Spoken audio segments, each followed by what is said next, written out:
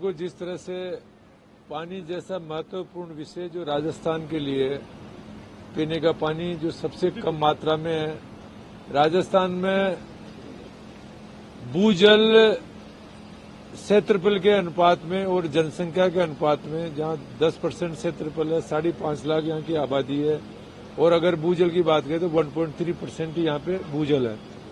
सबसे ज्यादा अगर आवश्यकता है तो राजस्थान में जल की है। कल से ही आज 2 दिन तक माननीय सदस्यों ने इसके ऊपर विचार किया, किस तरह से जल का प्रबंधन कैसे किया जाए, किस तरह से जो भी काम चल रहे हैं जिनका किस तरह से क्रियान्वित किया जाए, क्वालिटी से काम कैसे हो, और जो सिस्टम जो चल रहा है उसमें सुधार कैसे, इसके बारे में माननीय सदस्यों ने कई सुझाव दिए। उन सुझावों के आधार पे हम उस पर काम भी करेंगे। और जिस तरह से पानी को बचाने के लिए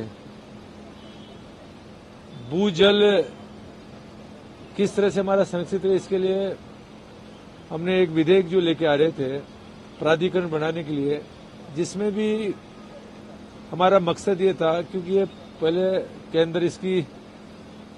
केंद्र के देखरेख के अंदर पूरे इंडिया में चल रहा था। बाद में धीरे धीरे लगभग 17 राज्यों ने अपने खुद का भी प्राधिकरण बनाया भूजल संरक्षण के हिसाब से। उसमें जितना भी जो शेष आता है, चाहे इंडस्ट्री के अंदर जो पानी का दोहन करते हैं या उसका सारा शेष केंद्र सरकार में जाता था, वो राजस्थान गवर्नमेंट के पास आए। इसके लिए हमने ये प्राधिकरण बनाने की हमने योजना बनाई। इसके साथ साथ जो भूजल का दोहन, जो अगर हम आज से 40 वर्ष पूर्व की बात करें तो लगभग 35% यहाँ पे भूजल का दोहन होता था।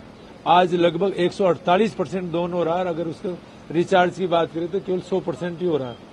हमारा मकसद था कि इसके बाद में कृषि के अलावा, कृषि और घरेलू उपभोग के अलावा जो भी कोई ट्यूबवेल्स हो या जो भी आप दोहन करें, उसके लिए एक नीति बनाए।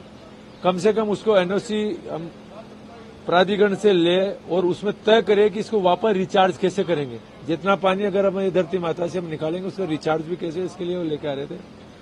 उसमें केंद्र में और लगभग 17 राज्यों में लागू, उनमें लगभग 15 राज्यों में केंद्र के अंदर उसका जो प्राधिकरण का जो अध्यक्ष है वो कोई आईएएस, रिटायर्ड आईएएस लेवल का अधिकारी था, और 2 स्टेट के अंदर जनप्रतिनिधि यानी उस विभाग का मंत्री था।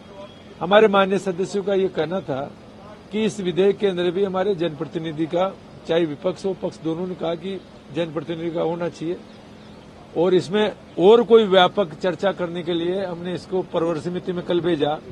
उसके बाद में जिस तरह से लक्ष्मणगढ़ से आने वाले माननीय सदस्य जो कांग्रेस के प्रदेश अध्यक्ष जी भी है, उन्होंने बोला कि साहब आपने इसको वापस क्यों लिया, थोड़े से गलत शब्द किए। तो मैं जिस तरह से उनका भी कहना चाहता हूं कि आप लोगों ने गलत जानकारी लोगों को बीच में दे रहे हैं। हम इसको न तो कैंसिल कर रहे हैं, हम इसको प्रवर समिति में और अच्छा कैसे हो जनता के लिए इसको हम करने वाले हैं। ऐसे बहुत सी चर्चा आज इसमें पानी को लेकर हुई है। आपने एक बड़ी बात बोली आज जल जीवन मिशन को लेकर कि भ्रष्टाचार इतना था कि कई अधिकारियों को, तकरीबन 50 के करीब अधिकारियों को आपने सस्पेंड कर दिया। लेकिन यदि गहराई पे जाएंगे तो काफी भ्रष्टाचार दिखेगा। आपके कहने का तात्पर्य था कि पूरे विभाग में ज्यादा से ज्यादा भ्रष्टाचार है, तो इसको सफाई क्यों नहीं करते? देखो, जिस तरह से भ्रष्टाचार का अगर लेवल देखें तो वास्तव में बहुत बड़ा भ्रष्टाचार हुआ है। हमने अधिकारियों को किया। आज हमारे पास जितने अधिकारी है उनकी प्रत्यक्ष अप्रत्यक्ष रूप से कुछ इन्वॉल्व है, कुछ नहीं है। दोषी कौन था, कहां, क्योंकि विभाग में जिन्होंने भ्रष्टाचार किया तो वो ज्यादा भ्रष्टाचारी महीने भर में वहां पैसे खा के फिर दूसरी जगह पोस्टिंग करा लेता था, फिर वो ज्यादा मैक्सिमम होते। फिर भी हम उसकी ओर जांच कर रहे हैं और भी दोषियों का देंगे। और जब तक हमारे नए कर्मचारी जो अधिकारी, लगभग हमारे यशस्वी मुख्यमंत्री जी ने जो 4 लाख भर्तियों की जो घोषणा की है, 1 लाख भर्ती इस साल करनी है। उसमें मेरे को भी टारगेट दिया कि आपके विभाग से भी लगभग 25,000 के आसपास भर्ती करें। उसमें हमारे सब इंजीनियर से लेकर असिस्टेंट इंजीनियर से लेकर वो भी हम भर्ती करें। टेक्निकल कर्मचारी जो नीचे इसको सिस्टम को चलाने के लिए चाहिए, जहां हैंड पंप है, जहां ट्यूबवेल्स है, इनका संधारण के लिए नीचे कोई हमारे पास कर्मचारी नहीं, उनके लिए भी हम भर्तियां कर रहे हैं। तो ये सारी चीजें आ रही है। मैं तो इतना कहना चाहता हूं कि इस प्राधिकरण में ले लो या पानी के ले लो, माननीय सदस्यों ने जो जो सजेशन दिए उसको हम लागू करेंगे।